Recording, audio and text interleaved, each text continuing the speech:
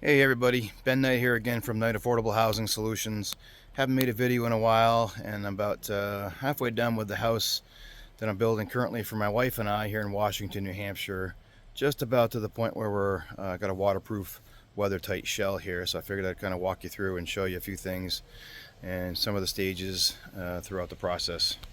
Of course, it all starts with a design. My wife and I went through several variations and basically decided on what she likes as far as a roof pitch and floor plans and all that stuff, and kind of got through it. We designed this little birdhouse here to kind of mirror what we wanted to build, as we just kind of built a model to try to see what it would look like, dimensions and things like that. I did some drawings in SketchUp as well to kind of help us get an idea on floor plans and space, things like that as well. First up, of course, is foundation. We did buy an excavator, and we've been doing most of the driveway work ourselves, and we did dig out the foundation. We had a guy do the foundation itself for us, or most of it at least.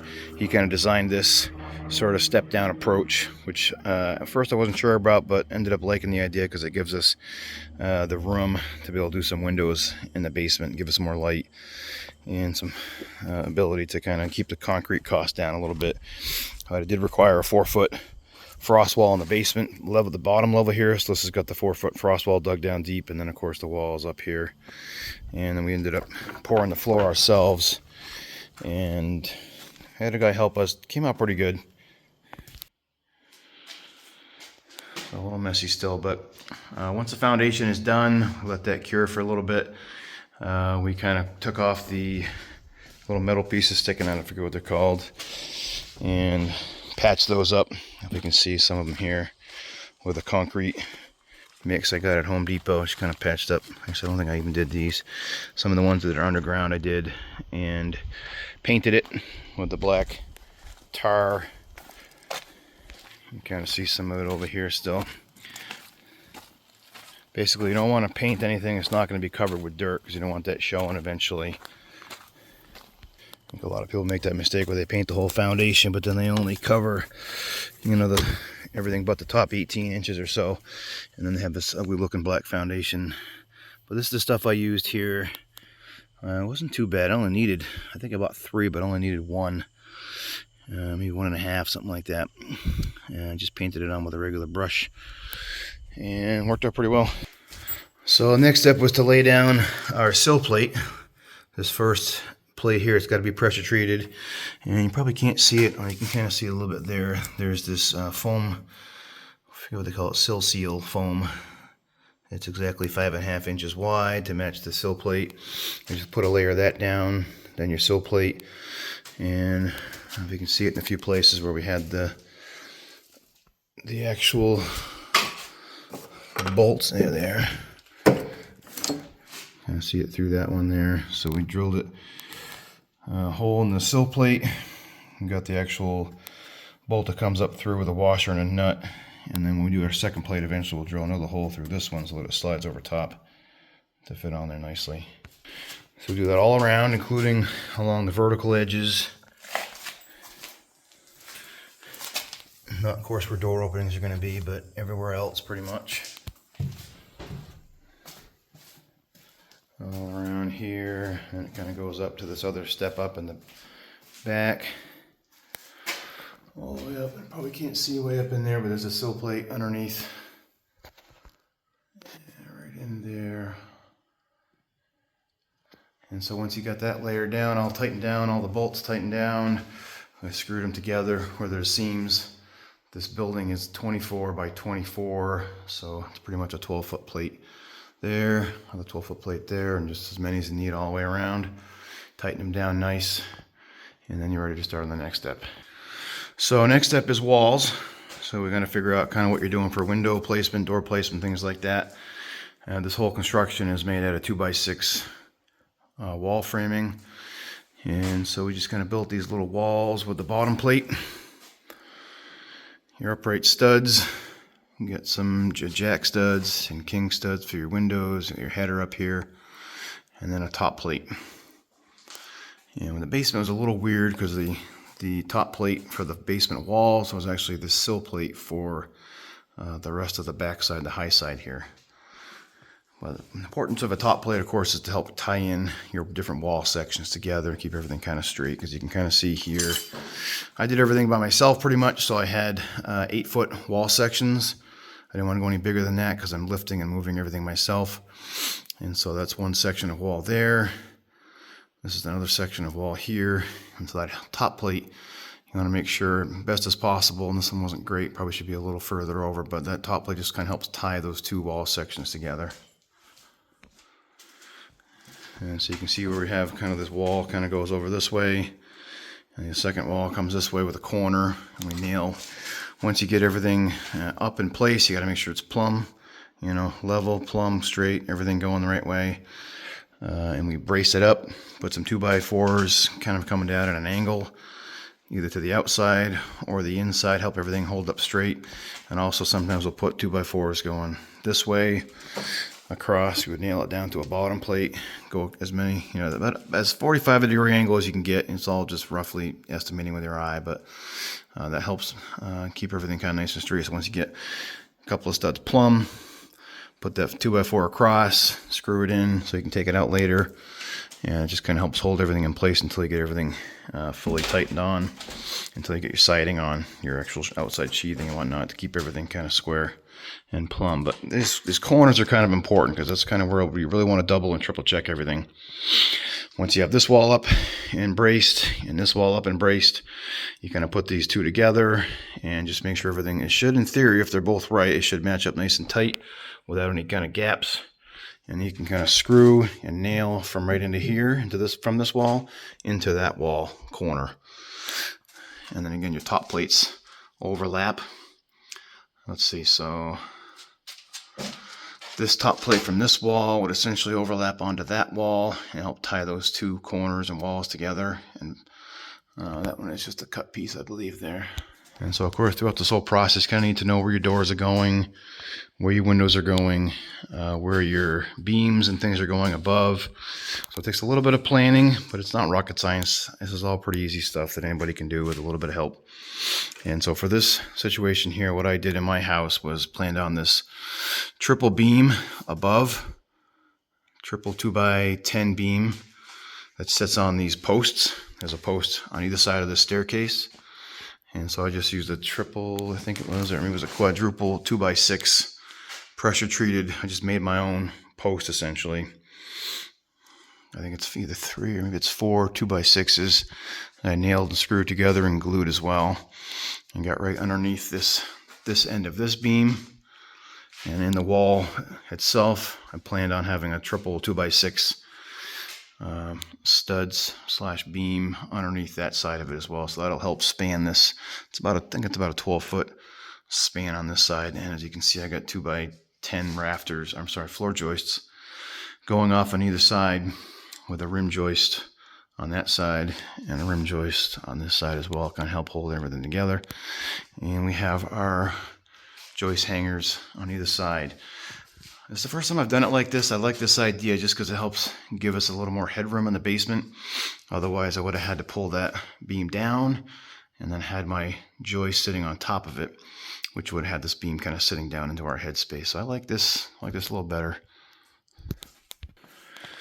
And on the other side of the staircase here, we have the same thing. I think it's a quadruple 2x6 post right there with another beam sitting on top of that. This one's only, 10 feet or so, with another triple 2x6 post sitting underneath that to carry the other side of that beam.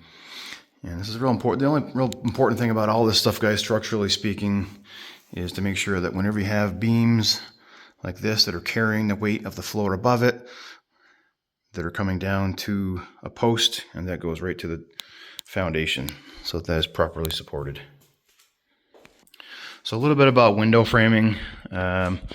These walls here, the gable walls, aren't quite as important. I'm not sure what code says, honestly, but I do them all the same anyway, just in case. But basically, you got to make sure you have this king stud here that runs all the way up to the top plate, and you have a jack stud right next to it that sits underneath and holds up your header. And in my case, I think in these I just used 2x6. I guess a triple 2x6 with a couple of 1/2-inch pieces of wall sheathing just to make up the whole difference. And I did a little experimenting during this project. This one turned out a little thick. It's a tiny, like maybe an 1/8 or even a 1/16 of an inch thicker than my 2x6 cavity. So I kind of changed it up and tried a few different things. And some of these, I think I just left it empty. And I could fill it in later with something, or spray foam maybe. On some of these, I put a piece of, let's see, that one's got the OSB in there, every other. I don't think it really matters terribly, honestly, how you do it. As long as you got, I think code even says at least two 2x6s or two 2x8s or whatever it is plenty for a beam. I use triple just because there's plenty in there. There's room for 3. You can see on this one I just left it empty. When I go eventually to do my siding, which I'm going to be using shiplap on the outside and on the inside, I'm probably just going to spray foam some in there, just going to give it a little bit of insulation value. And this one is kind of hidden a little bit.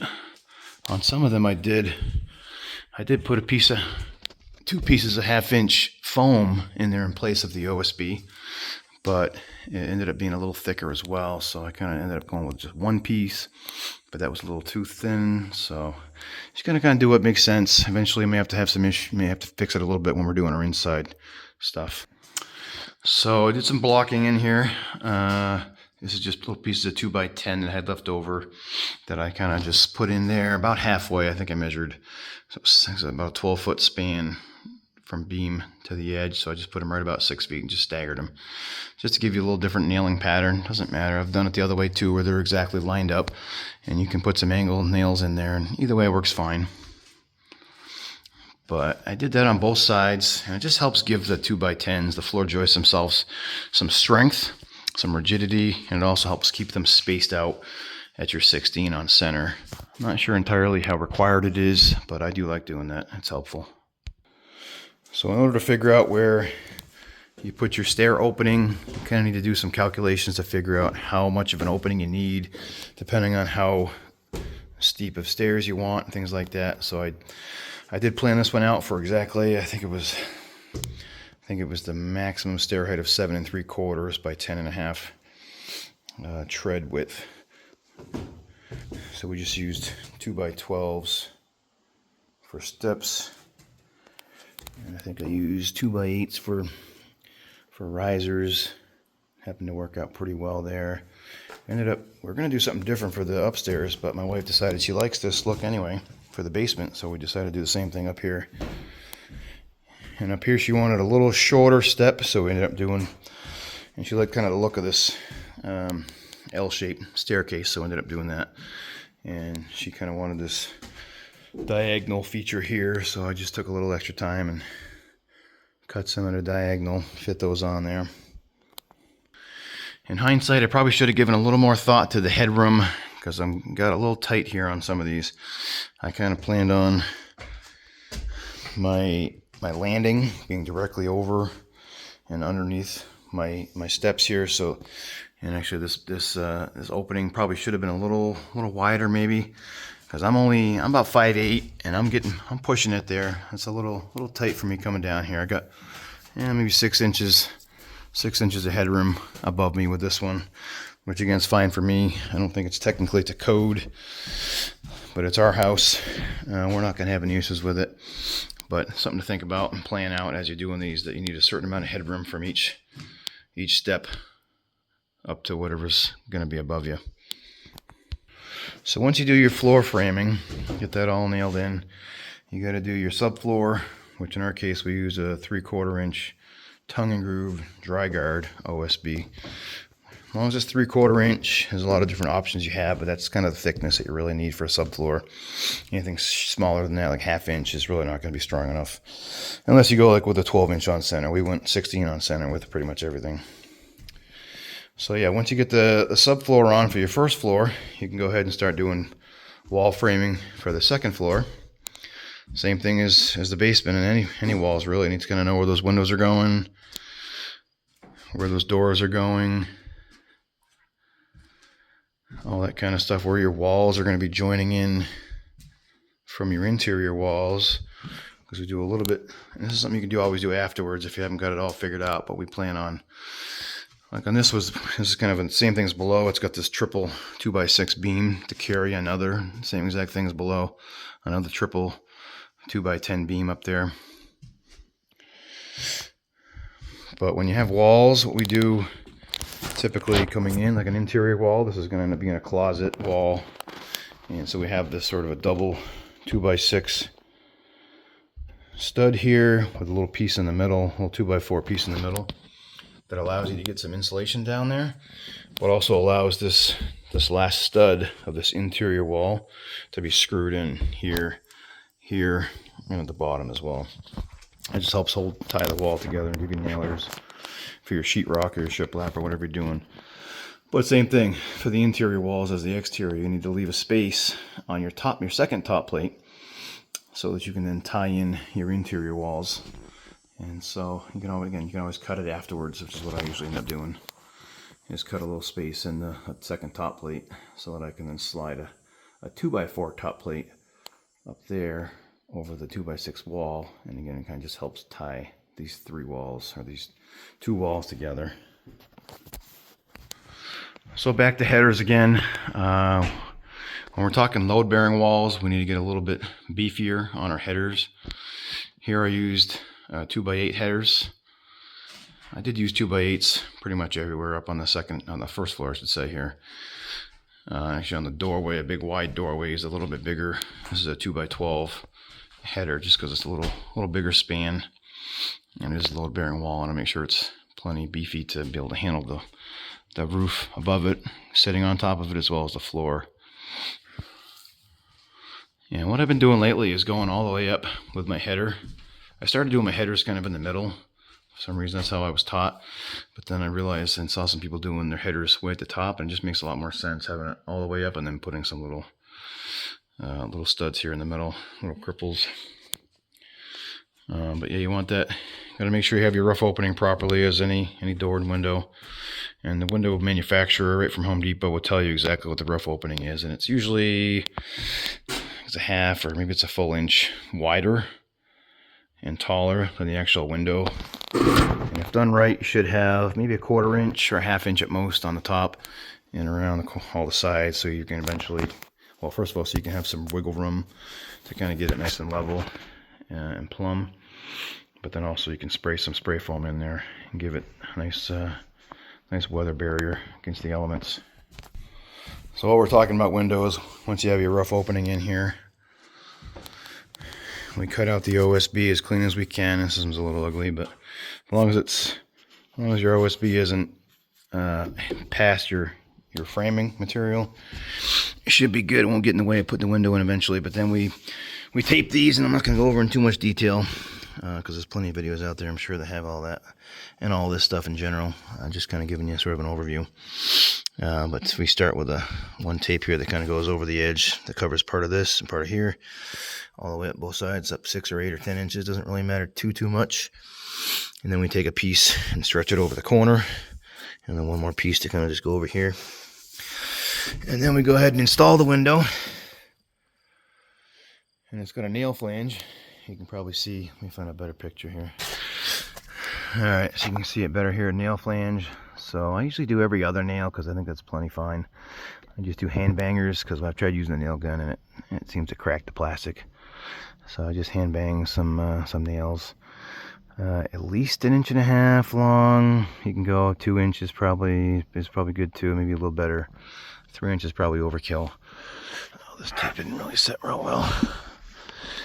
So anyway, go around and nail that thing on all 4 sides after you figure out it's plumb and level and centered in the hole best you can. And then we tape it from the outside. We'll tape the sides first with this zip system flash tape. Start a couple inches up, a couple inches below. Make sure it's either rolled or pressed real well. Keep that nice and get the tape to adhere properly to your green board or to your OSB or whatever you're using. Tape both sides, and then we'll tape the top. We do not tape the bottom, as you probably know. You want to, if any water does get in there, you want to make sure it can get out, seep out the bottom. What I do a lot of times, I didn't realize it was all that unique, and maybe it isn't, I'm not sure, but when I want a big window or a lot of light, I'll do either a double or a triple window right in the same area. So you might have seen down below, I'll put 2 studs in the middle, or kind of like jack studs, I guess, under one big header. Let me go inside, show you that.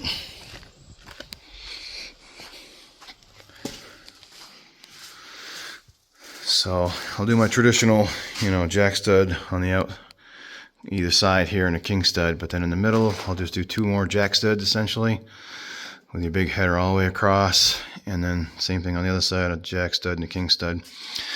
And that just allows you to get 2 windows side by side, and it's almost like one big window, but for quite a bit less, I think.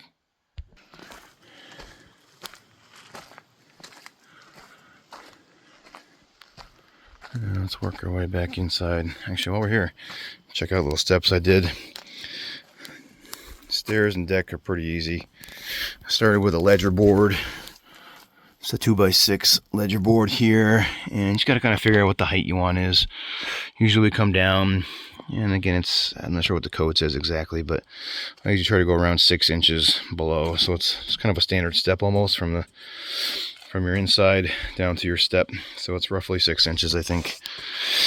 So that means the framing's got to be 1.5 inches lower than that, right?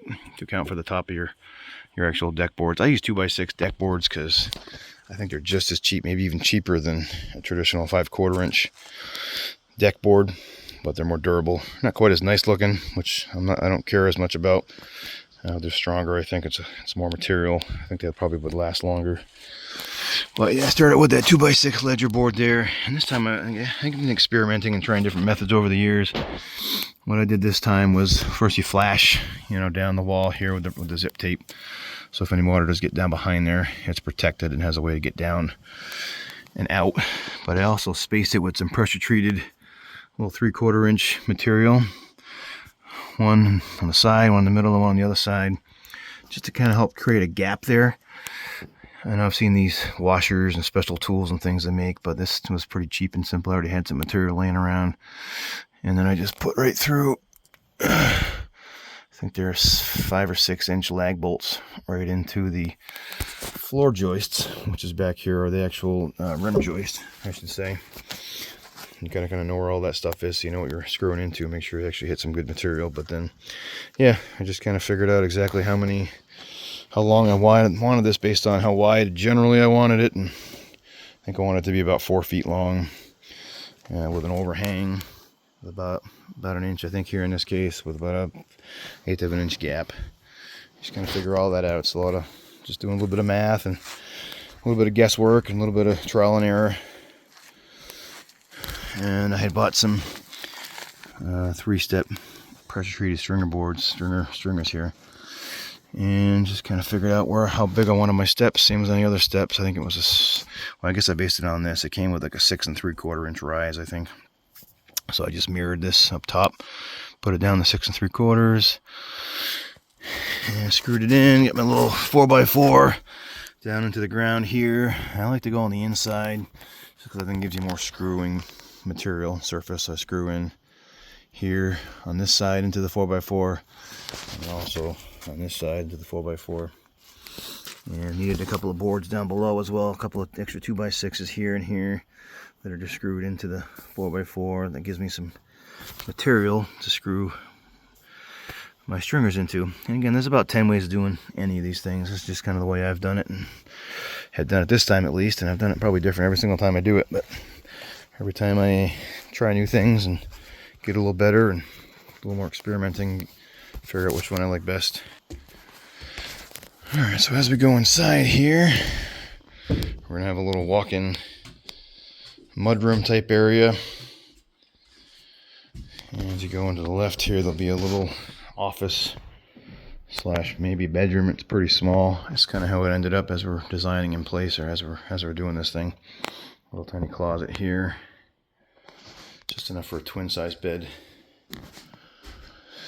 And as you go around here, we got this big bathroom right in here.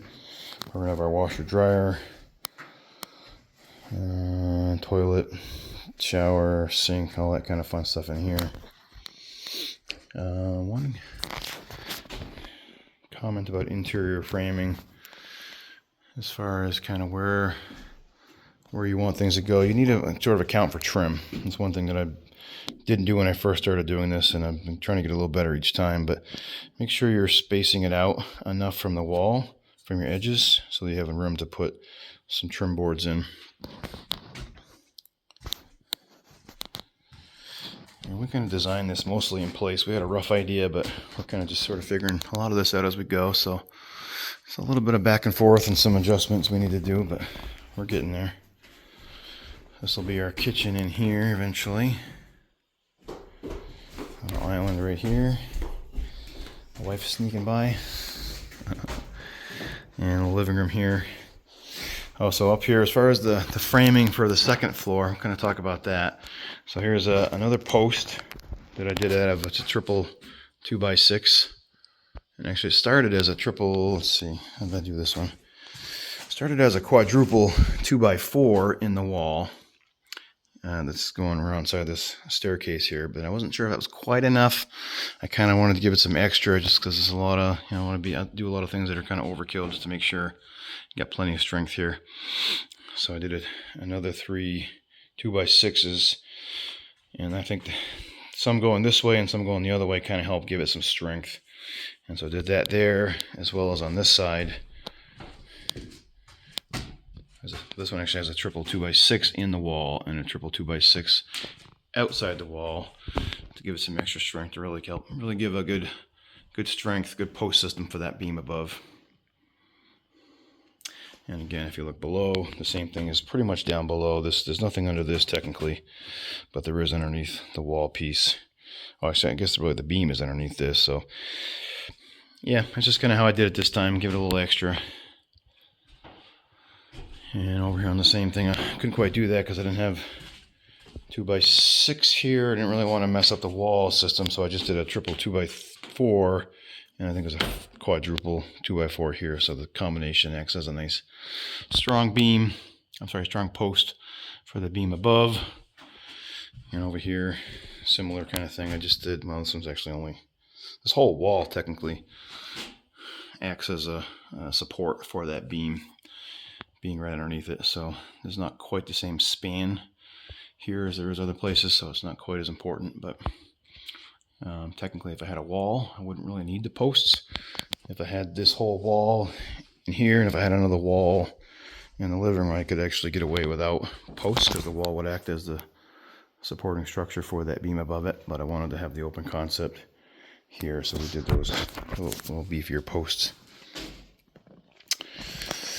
Okay, so yeah, basically the same exact things we did in the basement. We have the beam with our 2x10 floor joists running to a rim joist out here and sitting on top of both top plates for the walls.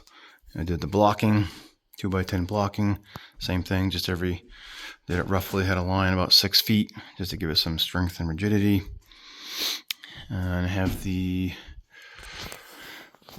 what am I trying to say? Joist hangers, that's it. And where I couldn't fit a joist hanger, I have all kinds of different sizes and shapes of L brackets. And I just put in there to help kind of give some strength to some of the corners where I couldn't fit the joist hangers in. And at the other end, actually, you know what? This isn't really a rim joist in this case. That's how I normally do it, same as my floor below. But on the second floor, I'll show you when I get up there, we ended up doing rafters coming right down here, a little different style, probably more of a traditional style that I just never done before. So we have our rafter kind of coming down there and sitting right next to the floor joists. And these are actually blockers to help they're called pressure blocks to help keeping everything from tipping side to side and help give everything strength, and also give you some more nailers to help nail everything together. And I'm not entirely sure these hurricane ties were required just because of the way this system is, but I figured it couldn't hurt, give it some extra strength. So we did those throughout as well, wherever I could fit them. And also a little bit about these walls that I built around the staircase. I did these, well, first we're going to need something here, but also what I think it does is helps add some strength to the post. Helps give it a little bit of rigidity from going back and forth, tipping side to side and things like that. And so I built those specifically for that purpose, even though I'm not entirely sure what we're doing here yet. We may actually open up this staircase a little bit here and have a bit more of an open system. But we will need them eventually, so it does help for, I guess, two purposes. Oh, about these two as well, I don't know, again, if these are entirely required, these blockings in the wall system between my 2x6 studs. I think it gives a lot more strength. It makes little shelves too as a bonus, but and again, helps keep everything kind of centered. 16 on center, keeps your spacing proper, gives the whole thing extra strength. So I do that for that reason. And then, of course, I guess we didn't talk about this yet, but go outside and show you the system we used as a zip system. But you can use as many as other. I don't use this too often, and I'm not entirely sure I like it. Honestly, I've used in the past usually more of a 1/2-inch OSB sheathing with a Tyvek. So I've only used this once or twice, and the jury's still out on it. I'll talk about some of those things in a minute maybe, but basically this stuff goes on like anything else. You got to make sure you hit all your studs. We stagger our joints for strength. We don't want all of our, pieces of 8-foot sheathing lining up on the same exact joint, because it's going to put all that strength and all that weakness, I guess, really on that one stud. So if there's a failure, it's much easier for the whole house to kind of collapse. So we stagger them. We go usually an 8-foot and a 4-foot, 8-foot, 4-foot, and kind of stagger like that, just like the subfloor. For the same reason. You kind of see a little bit better, although with all the windows, it's a little hard to see the staggering. But yeah, there it is. Most times those lines, these holes, and honestly I don't know much about it, but they never seem to quite line up exactly. Probably just a little bit of imperfections on my 16 on centers, or where we start, things like that. But if nothing else, it is a guide, so I'll usually kind of see where it lines up. If it's a little off, I'll know that it's going to be a little off on this one, a little off on this one. I'll just kind of use that as a reference all the way up. But we usually do 3 nails. I guess we really try to follow this nailing pattern best we can. 3 nails in the center, and then 1 nail on the edge, 1 nail on the edge, and along the actual edges over here, we do about twice as many. We'll try to do maybe 10 nails total here, 10 nails on the other edge right here. Any edge gets the little bit extra nails. And then after everything's done, we'll tape it. They say you're supposed to tape the horizontal first and then the vertical to help with water shedding. So we've been trying to do that best we could, although I'm not entirely sure how much it really matters, especially on the walls. The roof, it's a little more important. I'll get to that in a minute. But yeah, all taped up. I couldn't reach that up there. No matter how small a building, it seems like that peak is always just so high. Oh, one thing about this too, when I'm installing the first layer of sheathing, we try to go, I don't know, a little bit below your framing. So you can kind of see it there. Where as long as you're at least, a 1/4 inch or something below. I think they say a 1/2 inch, maybe even an inch. But I try to go a little bit below, just so that any water does shed down here isn't going to get sucked up inside and get up into your building and your framing and things like that. It's one of those jobs where it definitely is easier to have 2 people, level with you to make sure it's nice and level. I did most of this by myself, so I did have to kind of get creative, and in general, there's lots of ways of doing this. So if you're thinking about doing it and you don't have anybody else to help you, there are definitely ways of doing it. I think what I did here was I created a little jig of sorts. I'm trying to think what I did now. I had a piece of 2x4, scrap 2x4, 2x6, kind of sticking out this way with a piece below it, so that I had something to sit on, a little ledger, if you will. And if you had something below, you could always nail something, a piece of 2x4, something for it to sit on. So you can just kind of set this piece of board right on top of it. It'll sit there. You can then adjust it and level it and nail it. It's nice to have that second set of hands, but again, if you don't, there are ways of doing it. It just takes a little bit more time. Alright, so as we're going up into the second floor, once you get your framing done for your second floor, then of course you can put your subfloor down. What I did with this one, and again, it's my first time doing it like this, and actually as I was doing this I found out you're supposed to center the first piece of subfloor over the beam, and it just helps tie the floor joist on this side to the floor joist on this side. And so that was something I had never thought about. I normally would just start on the end and kind of work my way in, but that makes a lot of sense. So we did it that way this time. And again, staggering. You kind of see the seams. An 8-foot piece, 4-foot piece, 8-foot piece. And what I started doing recently was doing a lot of gluing. So I'll use a subfloor glue. I think it's like a PL 400 something or other subfloor glue we put down first, and then we screw it.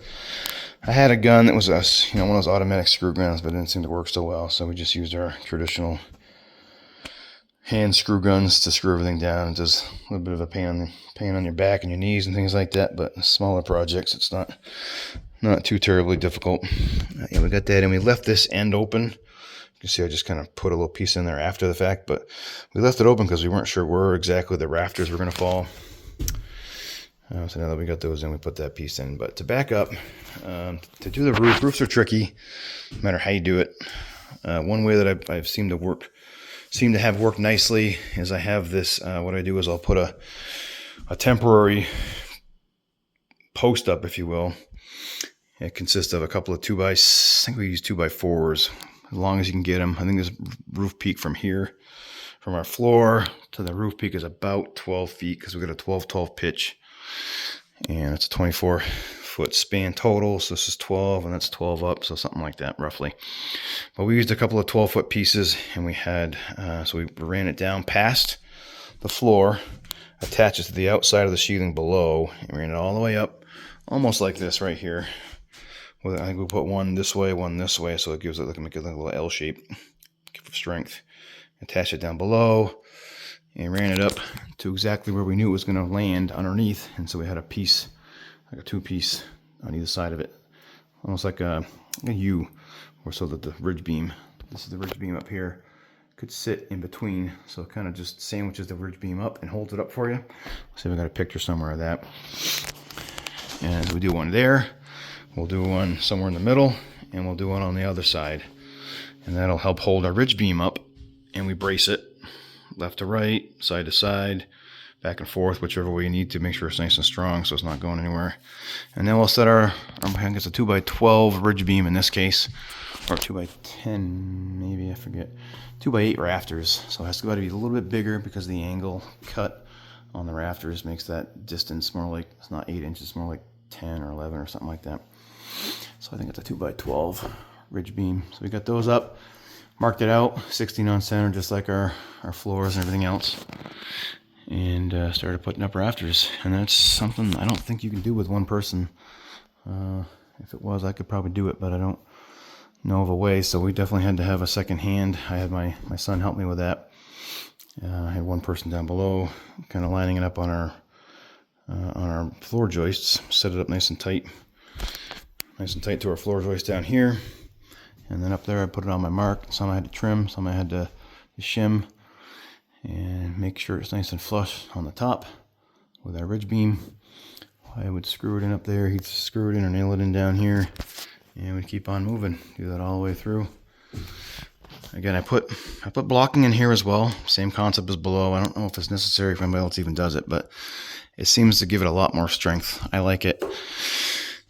And keeps everything spaced, same 16 on center. I did smaller ones, you can notice here. I did a 2x6 pieces, I believe. Yeah.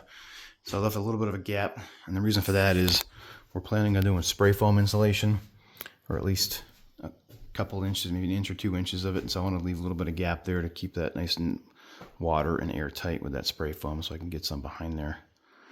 And then we'll probably finish it off with either fiberglass or probably more likely rock wool, because I like that better. It's fire and waterproof.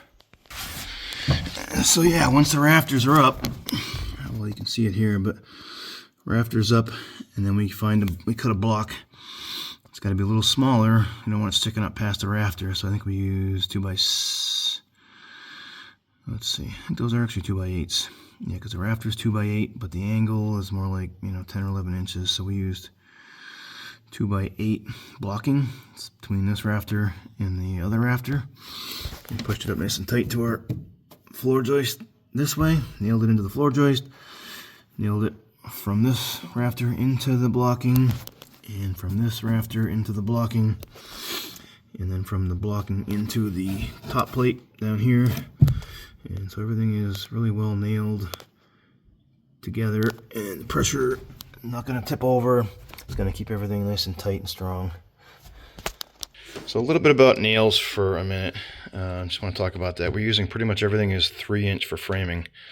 This is a screw, but it's the same concept with nails.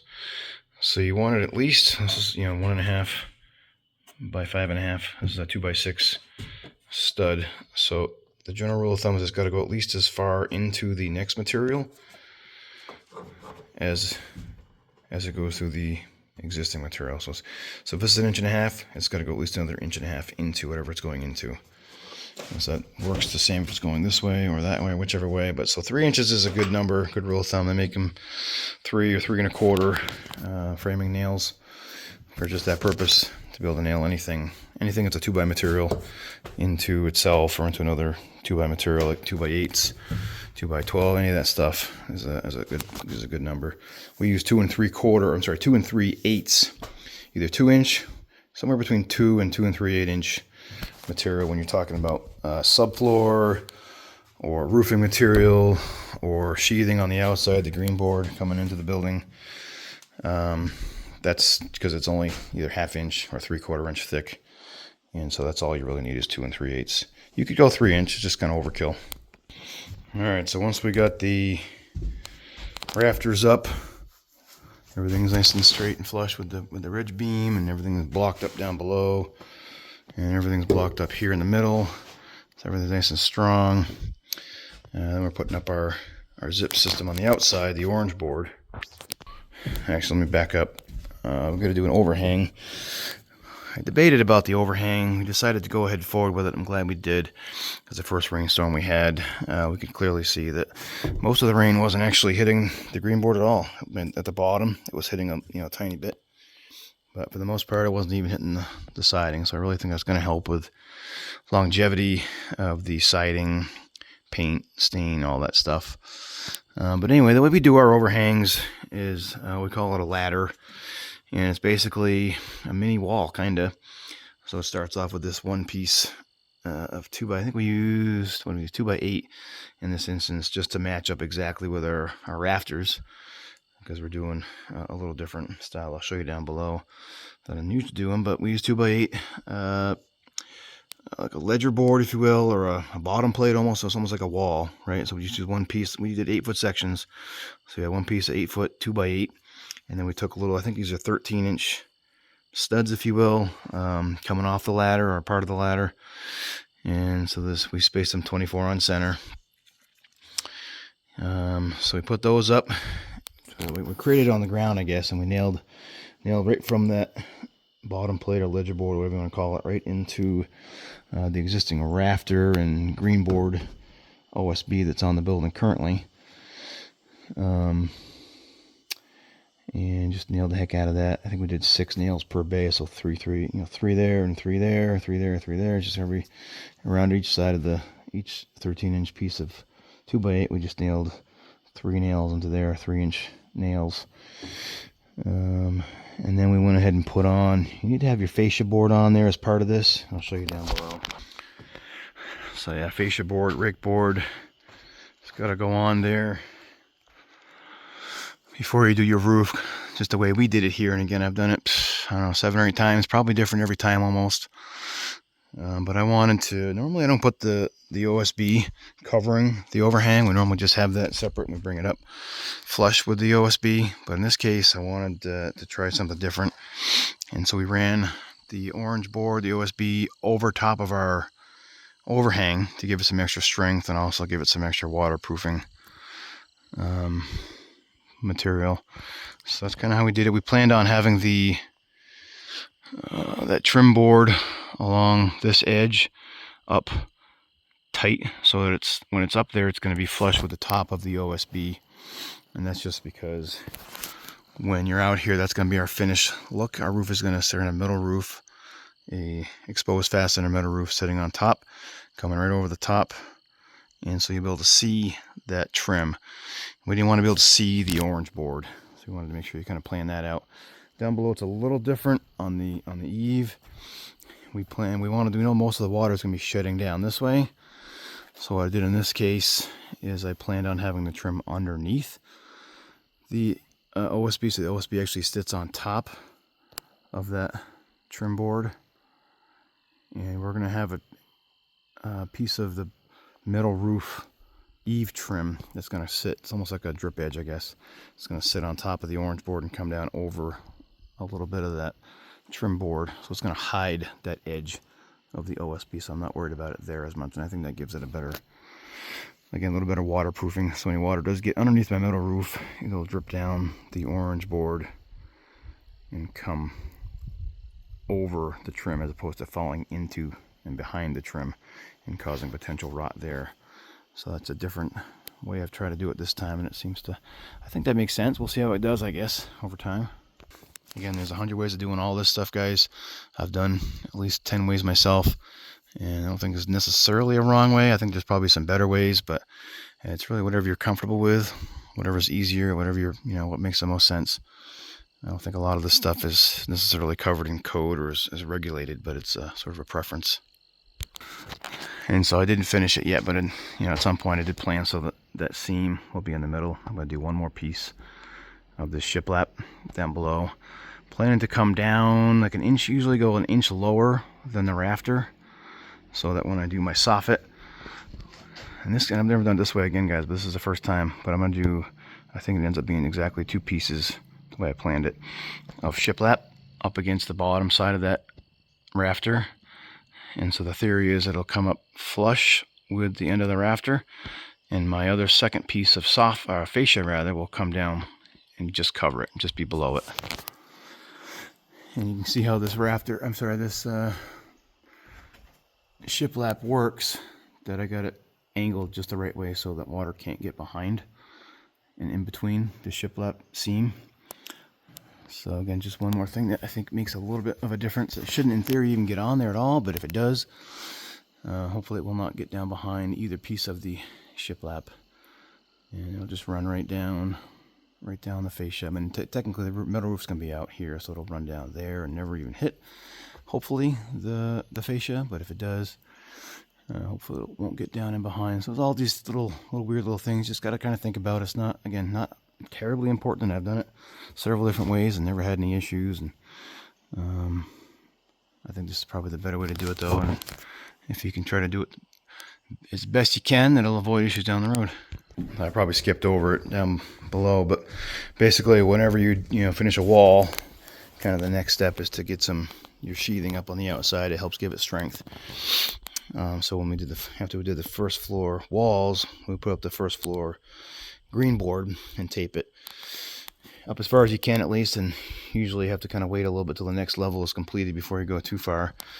But when we got to this point, after we're doing the rafters up here, our next stage was for safety reasons, but also it's kind of the next logical step, is to create a wall in here to kind of help frame in your gables. And gables, I've only done it a few times, and I keep trying to do it a little differently, and I think it's very similar to a regular wall, of course. You have your bottom plate. You have what I'm calling a top plate, even though it's at an angle, and then studs that run between. So it's basically the same concept, but you just got to figure out the angle and kind of cut some angles in there to fit up nice and snug best you can. This isn't technically structural as far as I know, so I don't know how real important it is as far as, being real particular on structural type things. It's more just to frame in the opening and be able to put some insulation, sheathing, windows, all that kind of stuff. So in my opinion, again, I just used some 2x4 headers, more for nailers and just almost for practice. It doesn't technically hold any weight. There's no real weight coming down on it, so it's not as important as a load-bearing wall would have been. And I kind of just left this open. We're going to eventually, like I said, fill it in with some foam. Once I put my shiplap board here, for example, I'll probably just spray some foam down in there before I put the next board up, or some fiberglass or something.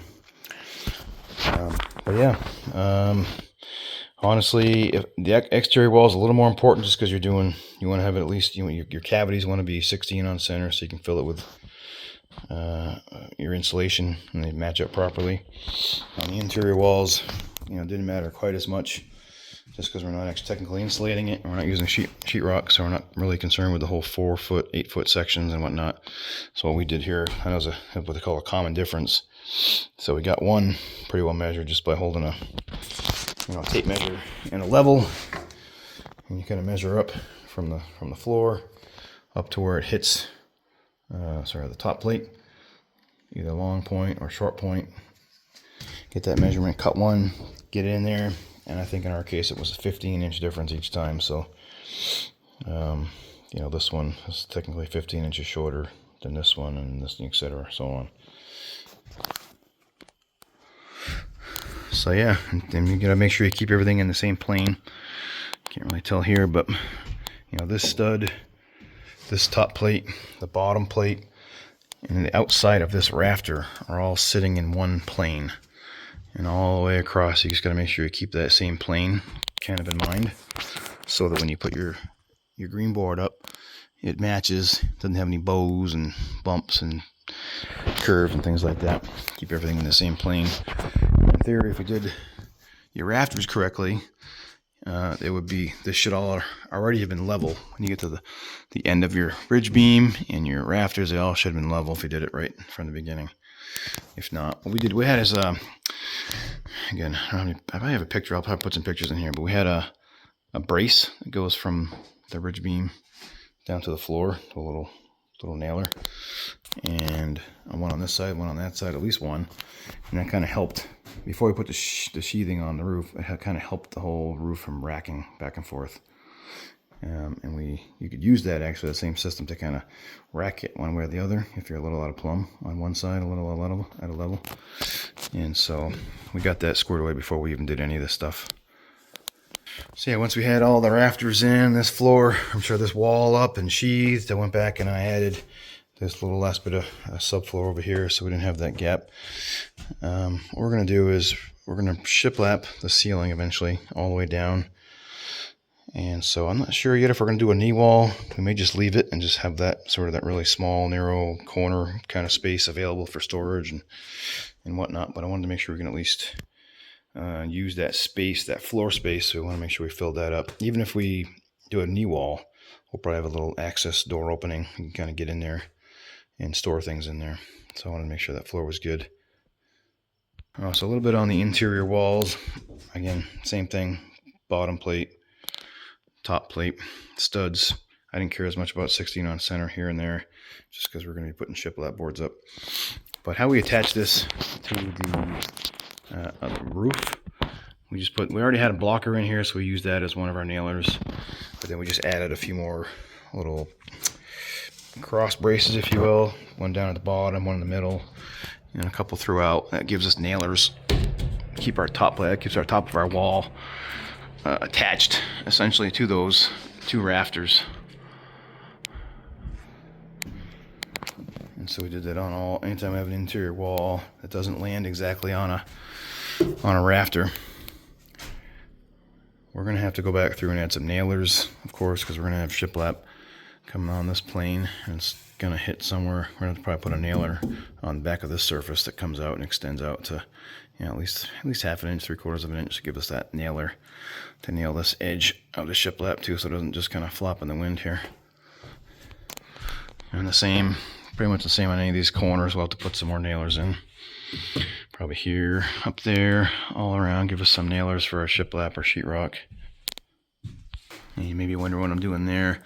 I normally would put a stud there and just finish off the nailing and close it up and be done with it, but my wife wants to do a special heart window up there. Just still figuring out how I'm going to do. I don't know if you can see it. You can kind of see it on our little birdhouse, which is easy to do on that, of course, because I just cut it into the plywood there. But on a regular house with a insulation and actual window and things like that, I got to figure out how to do that. So more to come on that. Yeah, I left off this last stud here just because I know eventually we're going to be putting some insulation down in there. I don't want to block it off quite yet, but yeah, once we stuff some insulation, get to that point, I'll put another stud there, screw it in down below and above and everywhere, so it keeps everything tight in. So yeah, just a little More on the staircase. Stairs are a pain, no matter how you do them. I've done a handful of them, and every one is kind of a pain, and takes a little bit of time, calculations, and frustrations. But there's a calculator out there. I think it's like mycarpentry.com. I use for a minute anyway, and then I realized it's basically just some simple math. You can figure it on your own anyway, as far as what your span is and rise and all that stuff, and you just got to think about it for a minute. But once you get the numbers figured out, what you want, it's basically as simple as just kind of taking a big piece of 2x12. I think in this case we use 16 footers, and just holding your framer square right on there and getting your 10 and a half. I think in this case was, well, this one's a little different. The basement one was 10 and a half by 7 3/4 rise, I think. So just hold your framer square on those two numbers, trace it out, and try to be as precise as you can. They make little tools that help hold it in place where you want it, but I just did it by hand and cut everything by hand. And we do that. There's always discrepancies, but you cut it out, make a template, try it out, put it up there and see how it looks. Put your level on it, take some, double check your measurements, make sure you figure all that out, and see how it looks. And if it works, make 2 more. If it doesn't, adjust it and then make 2 more, or test it again, then make 2 more. But I mean, I wouldn't get too hung up on perfection of it. It's a pain in the butt. You can see everyone's a little different on it. When I put the level on it, one's perfect, one's high, one's low. But as long as it's close, you can always shim if you need to. With this material here, this 2x material, it's so thick and strong, it doesn't matter so much, I don't think. Because you can see I got some gaps there, up and down gaps. There's gaps everywhere. I did put some glue and some shims in some places to help keep it stronger and make it a little better, but it's never going to be perfect in my opinion, unless you're been doing this for 50 years and you're a perfectionist and can do that. That's more power to you. But for most people, it is what it is. It's close, they're functional, they're strong. What I did do was I put of course there's some nails up here. I know they make brackets, but I didn't use them.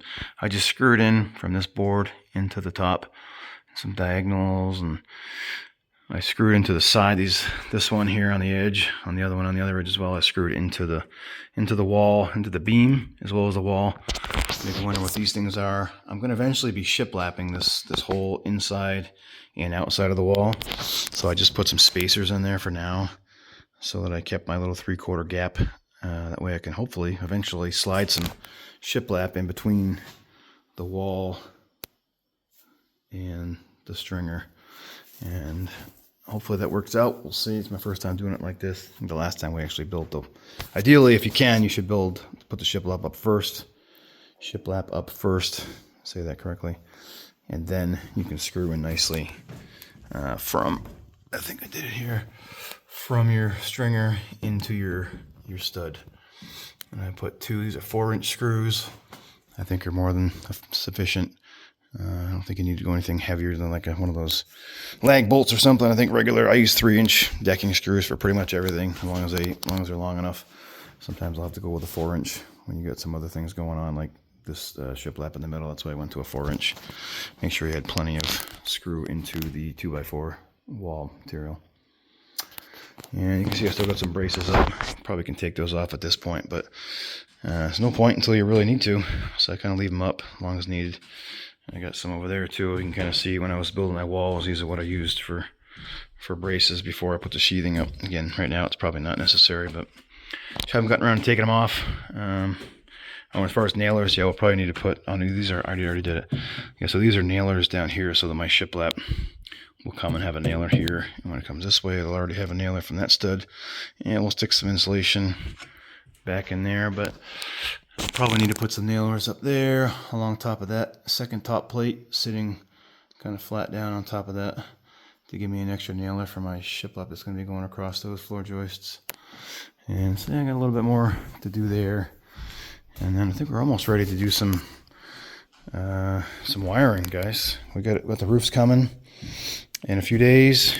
We got the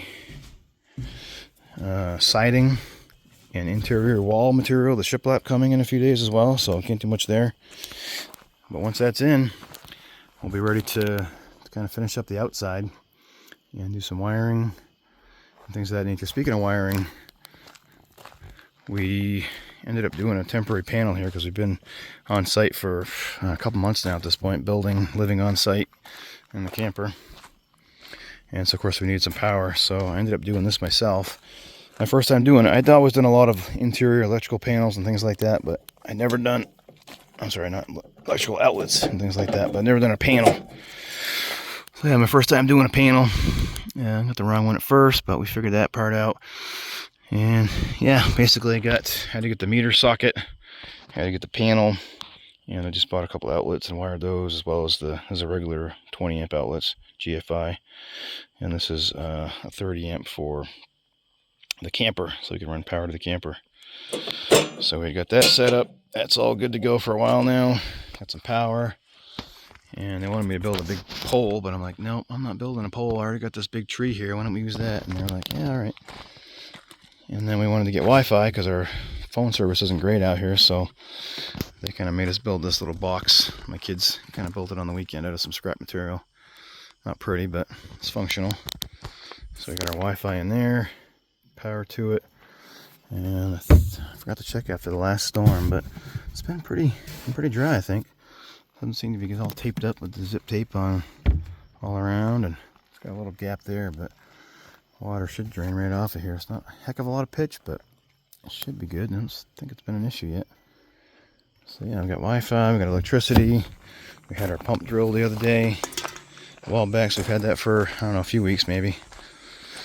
And I wired up temporary wire for that gray one there. That's my pump wire.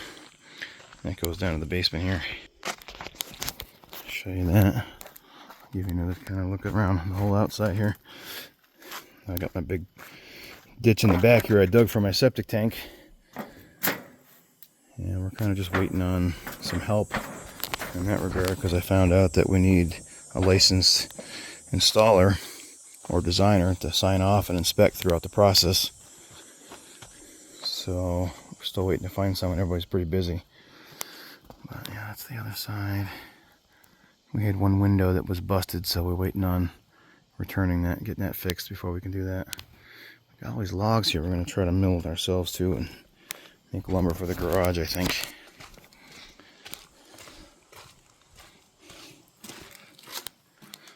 Yeah, down here we just ended up having to do one little platform because these stairs are a little steeper going up to the first floor.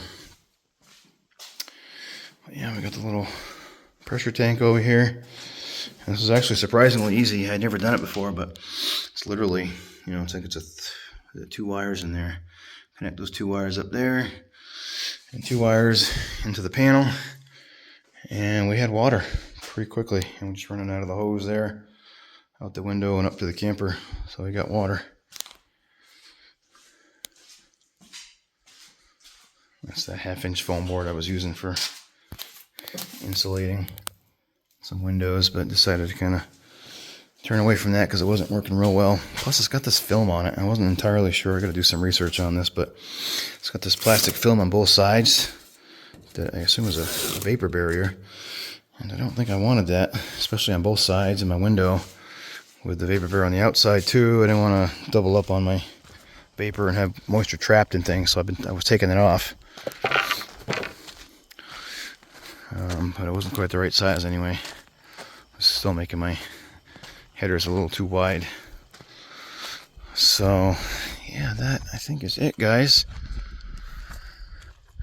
I'm working on the 12-12 pitch is not fun, but I got my little roof rope harness and things like that, so you can see it probably up there. My little bracket that I hook my rope into and I'm clambering around up there. I got my ladder and some ledger boards on the other side, some roofing brackets that I can actually get most of it on. I was surprised how easy that was just by having those brackets up. I think it fits a 2x10 board I can stand on. And I can actually, with a little bit more help with a couple more 2x4s, I can brace up my ladder. And I was just kind of walking on my ladder for most of it. Although I found that tape on the zip system I'm not real impressed with, because I have some leaks. I still gotta figure out how to fix that and how to address that. I don't think it's gonna be a terrible issue with once the metal roof is on and once I spray foamed underneath, but I may still put an underlayment under there because that's seems to be the only way to really guarantee an extra layer of protection for the roof. So that might be something I end up doing. But yeah, it's not hard, guys. This is real complicated. This is I have built several houses at this point, probably, I don't know, half a dozen or maybe a dozen, would include sheds and garages and things like that. So I'm getting some pretty good experience, and I got a pretty good idea what I'm doing and different ideas and different options and possibilities of way to do things. But this is not rocket science. It's not hard. Learn a few things, a few basics, get some basic tools, and anybody can do this stuff. So I hope this encourages you to research a little bit more, get some ideas on some pricing. If there's anything I can do to help, please reach out. My phone number, my email, it's on my website, knightaffordablehousingsolutions.com. Again, Ben Knight here, signing out. We'll maybe try to make another one as we're doing some wiring, some plumbing, some interior finish stuff. But this is the hard part, I think. This part's pretty well done. Easy part's the inside stuff, the finishing. So, alright guys, take care, good luck.